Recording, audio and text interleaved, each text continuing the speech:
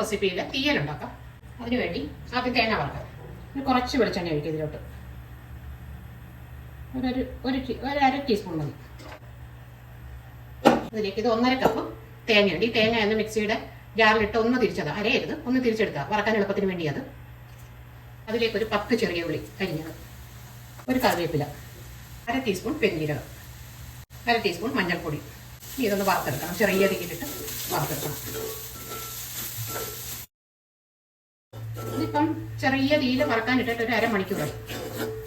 ഇത്രയും മൂത്തിട്ടുണ്ട്. ഒന്നുകൂടെ മൂക്കണം. ഇനി ഈ ചീഞ്ചട്ടി ഇരുന്ന് തന്നെ ഒന്നുകൂടെ മൂക്കും. ഇനി മുളക് പൊടി മല്ലിപ്പൊടി ഇടാം. 2 ടീസ്പൂൺ മുളക് പൊടി ഇടാം, ഏറ്റവും ചെറിയ തീ വെച്ചിട്ട്. 1.5 ടീസ്പൂൺ മല്ലിപ്പൊടി ഇടാം. ഒന്നുകൂടെ ഒന്ന് ചെറിയ തീ വെച്ചൊന്ന് മൂപ്പിക്കാം. ഇനി ഇത് ഓഫാക്കാം. ഈ ചട്ടി ഇരുന്ന് തന്നെ, ഇരുമ്പിൻ്റെ ചട്ടി, ഇത് ഇരുന്ന് തന്നെ ഇനി ഒന്ന് മൂക്കും. ഓഫാക്കി തണുത്തിട്ട് അരച്ചെടുക്കാം. വെള്ളമില്ലാതെ നന്നായിട്ട് അരച്ചെടുക്കാം. ഇനി ഇതിലേക്ക് വെളിച്ചെണ്ണ ഒഴിക്കാം.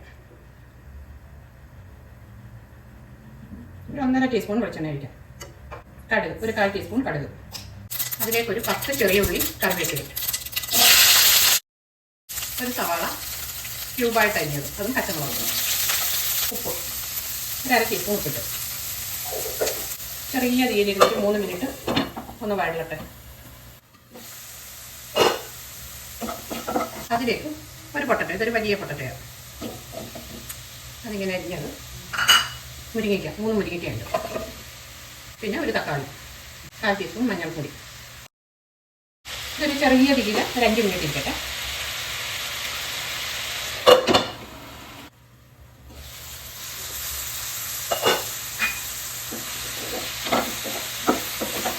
ഇത് നന്നായിട്ട് അരച്ചെടുത്ത്, വെള്ളം ഒട്ടും ചേർക്കാതെ അരച്ചെടുത്തിരിക്കുന്നത് അതിലേക്ക് വയ്ക്കാം.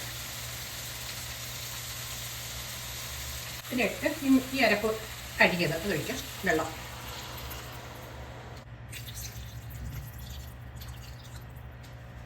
1.5 ഗ്ലാസ് വെള്ളം ഒഴിച്ചിട്ടുണ്ട്. പിന്നെ പുളി പിഴിഞ്ഞത് അത് ഒഴിക്കാം. ഇതിപ്പോൾ തിളച്ചിട്ടുണ്ട്. ഇനി ചെറിയ തീ വെച്ച് കുക്ക് ചെയ്യാം. ഇപ്പം 15 മിനിറ്റ് ആയി വെച്ചിട്ട് പറ്റിയിട്ടുണ്ട്. ഇനി ഇത് ഓഫാക്കാം. ഇനി ഇതൊരു 10 മിനിറ്റ് കഴിഞ്ഞെടുക്കാം. ഇത് 10 മിനിറ്റ് ആയിട്ടുണ്ട്.